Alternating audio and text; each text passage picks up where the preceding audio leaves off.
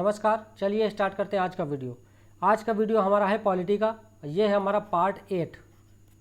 7 part हम cover कर चुके हैं और अगर अभी तक आपने नहीं देखा है तो लिंक डिस्क्रिप्शन बॉक्स में दिया हुआ है, वहाँ से जाके आप देख सकते हैं।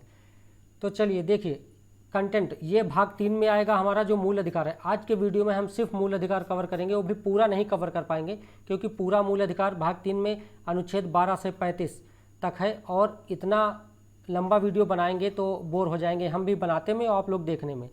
तो फंडामेंटल राइट का वीडियो है। ये हमारा चैनल है सिविल सर्विसेज विद आलोक। अगर आपने अभी तक इस चैनल को सब्सक्राइब नहीं किया है तो इसको सब्सक्राइब कर दें, नोटिफिकेशन बेल को अवश्य प्रेस कर दें जिससे जो भी मैं वीडियो अपलोड करूँ उसका नोटिफिकेशन आपको पहुँच जाए। देखिए मूल अधिकार भाग 3 अनुच्छेद 12 से 35 में है। ये इसे भारत का मैग्ना कार्टा कहा जाता है। याद रखिएगा, क्वेश्चन पूछा हुआ है कि भारत का मैग्ना कार्टा किसे कहा जाता है, तो भाग 3 भी दिया रह सकता है और मूल अधिकार भी दिया रह सकता है ऑप्शन में। ठीक है, क्या है मूल अधिकार? तो देखिए राजनीतिक लोकतंत्र को बढ़ावा देते हैं। ये मूल अधिकार क्या करते हैं? राजनीतिक लोकतंत्र को बढ़ावा देते हैं और ये व्यक्ति के बौद्धिक, भौतिक, नैतिक, आध्यात्मिक विकास के लिए बहुत आवश्यक है।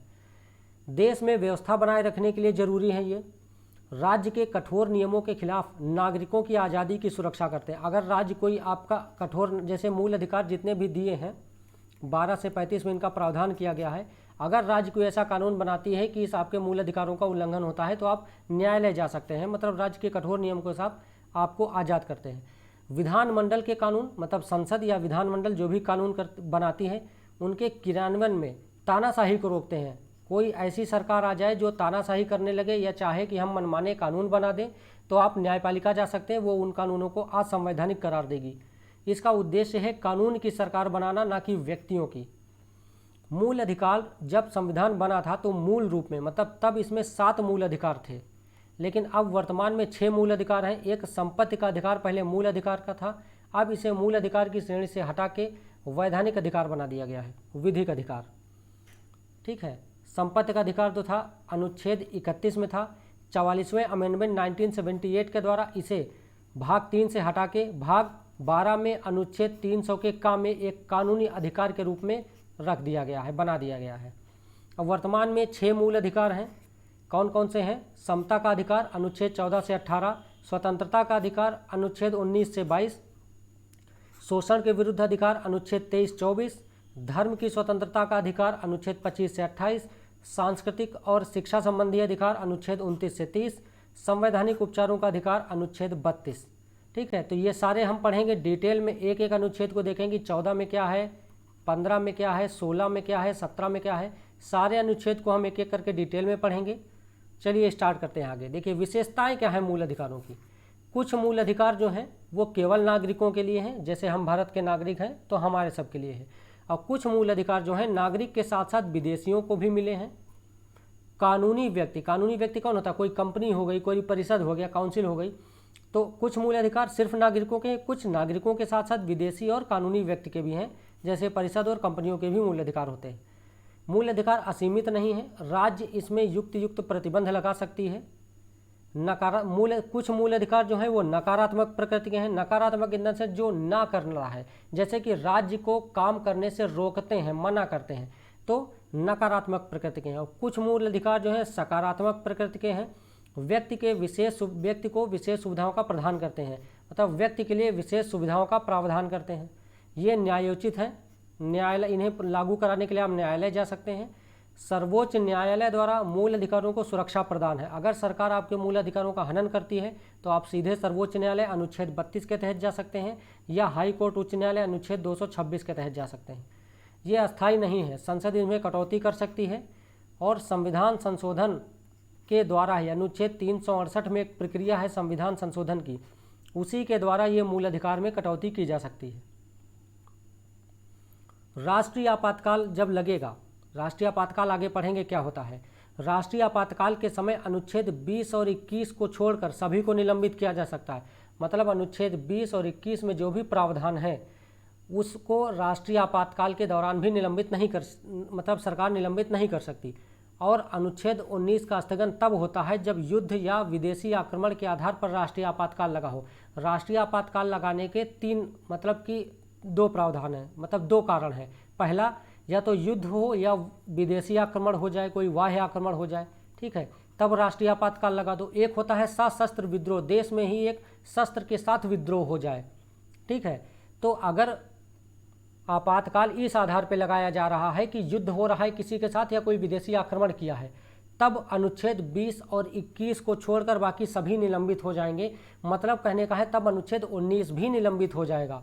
लेकिन अगर राष्ट्रीय आपातकाल लगाने का कारण सिर्फ सशस्त्र विद्रोह है, कोई युद्ध या बाहरी आक्रमण नहीं है, तब अनुच्छेद 19, 20 और 21 इन तीन को छोड़कर बाकी को निलंबित किया जा सकता है।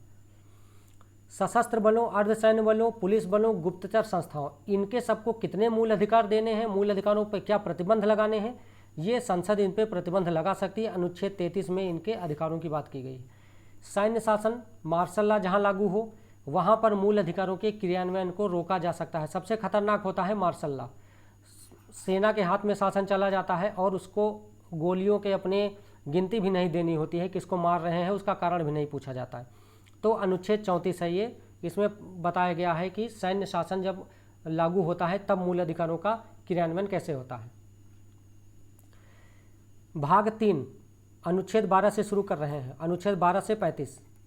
देखिए अनुच्छेद 12 में क्या कहा गया है। अनुच्छेद 12 में राज्य की परिभाषा दी गई है, क्योंकि बहुत जगह ये लिखा हुआ आएगा कि राज्य आपको ये करने से नहीं रोकेगा, ठीक है, या राज्य कोई ऐसी विधि नहीं बनाएगा कि आप मतलब जैसे कि राज्य कोई ऐसी विधि नहीं बनाएगा जो आपके मूल अधिकारों का उल्लंघन करती हो। तो राज्य बाद में सब बार शब्द आता है।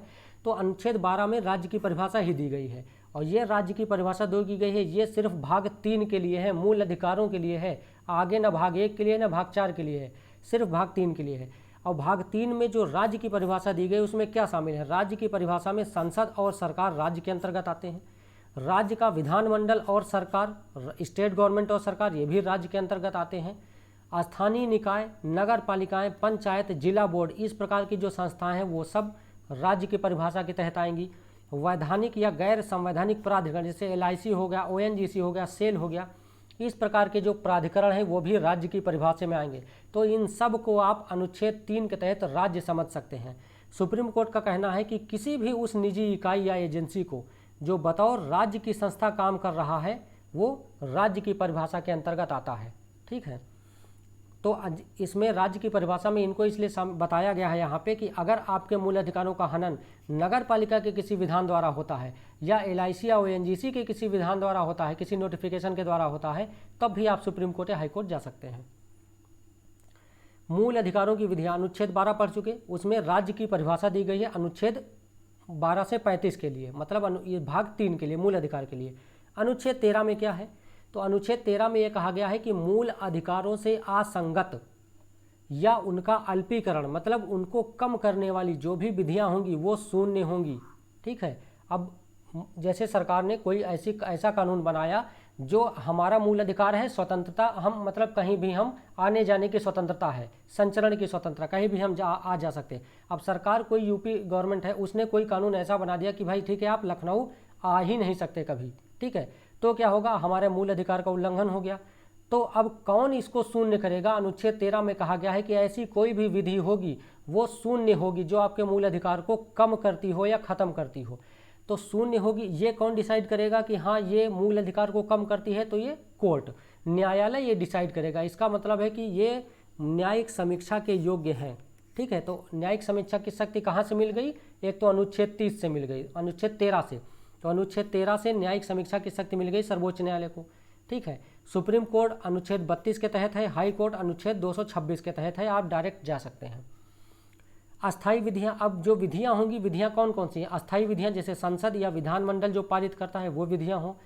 अस्थायी विधियां जैसे राज्यपाल, राष्ट्रपति, इनके द्वारा जो अध्यादेश जारी किया जाता है ये अस्थायी होता है। या कोई कार्यपालिका विधान है, जैसे कोई आदेश है, कोई नोटिफिकेशन गवर्नमेंट निकाल देती है। कोविड-19 के समय में मुख्य सचिव के द्वारा बहुत सारे नोटिफिकेशन, बहुत सारे मतलब अधिसूचनाएं निकाली गई हैं, ठीक है, तो वो भी आपके फंडामेंटल राइट को कम करता है, तो आप कोर्ट जा सकते हैं। तो कोई आदेश हो गया, अधिसूचना, नियम, उपविधि कोई भी हो, ये सब विधियों में आएगा। कोई रूढ़ या प्रथा, जैसे अभी देखिए 3 तलाक क्या थी, एक रूढ़ी थी, एक प्रथा थी, उसको भी सरकार ने खत्म कर दिया। मूल अधिकारों का और महिलाओं के मूल अधिकारों का हनन था वो। फंडामेंटल राइट को कैसे किया जा सकता है, मतलब कम कैसे कर सकते हैं। तो संविधान संशोधन के द्वारा ही कम कर सकते हैं, लेकिन ये संविधान संशोधन कोई विधि नहीं है। केशवानंद भारतीवाद 1973 में मूल ढांचे का सिद्धांत दिया था किसने? सर्वोच्च न्यायालय ने। तो अनुच्छेद 12-13 मैंने समझा दिया है। अब देखिए यहाँ पे हम डिटेल में बस एक व्यू ले लेते हैं कि 14, 15, 16 ये 14 से जो आपके 14 से जो 35 तक अनुच्छेद हैं उसमें है क्या क्या, बाकी डिटेल में हम नेक्स्ट वीडियो में कवर करेंगे। देखिए समता का अधिकार अनुच्छेद 14 से 18। अनुच्छेद 14 में क्या है? विधि के समक्ष समता और विधियों का समान संरक्षण। अनुच्छेद 15 में क्या है? धर्म, मूल, वंश, लिंग और जन्म स्थान के आधार पर विभेद का परिच्छेद। जैसे ये आर्टिकल एक एक करके हम नेक्स्ट वीडियो में डिटेल में समझेंगे, इसका अपवाद भी समझेंगे कि क्या है। अनुच्छेद 16 में क्या है? लोक नियोजन के विषय में अवसर की समानता। 17 में का अस्पृश्यता कांड। अनुच्छेद 18 में है सेना या विद्या संबंधी सम्मान के सिवाय कोई भी उपाधि आप नहीं लेंगे। स्वतंत्रता का अधिकार अनुच्छेद 19 से 22। अनुच्छेद 19 के 1 में क्या है? वाक और अभिव्यक्ति की स्वतंत्रता। बी में है सम्मेलन करने की स्वतंत्रता। सी में है संघ बनाने की स्वतंत्रता। डी में है संचरण करने की स्वतंत्रता। ई में है निवास करने की स्वतंत्रता। और एफ में है व्यवसाय या पेशा अपनाने की स्वतंत्रता।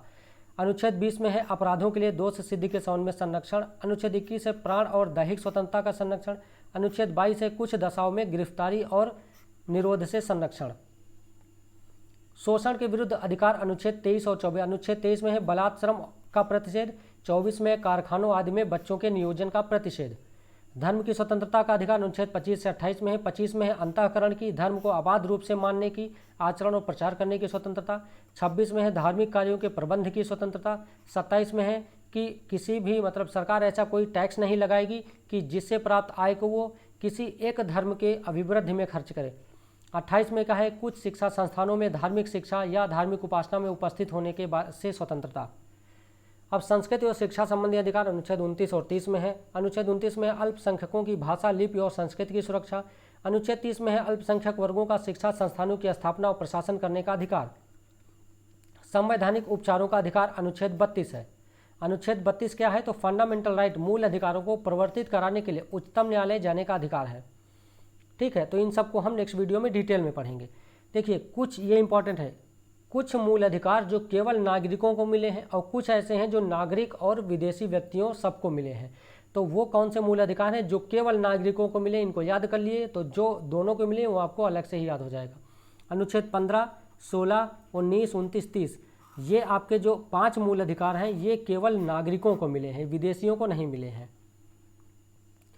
ये हमारा था आज का वीडियो। और अगर अभी तक आपने हमारे चैनल को सब्सक्राइब नहीं किया तो हमारा चैनल है सिविल सर्विसेज विद्यालोक, इसको सब्सक्राइब कर दें, लाइक करें, शेयर करें और कमेंट करें और नोटिफिकेशन बेल को अवश्य प्रेस कर दें जिससे मैं जो भी वीडियो अपलोड करूं उसका नोटिफिकेशन आपको मिल जाए। तो चलिए आज के वीडियो में इतना ही, मिलते हैं नेक्स्ट वीडियो में।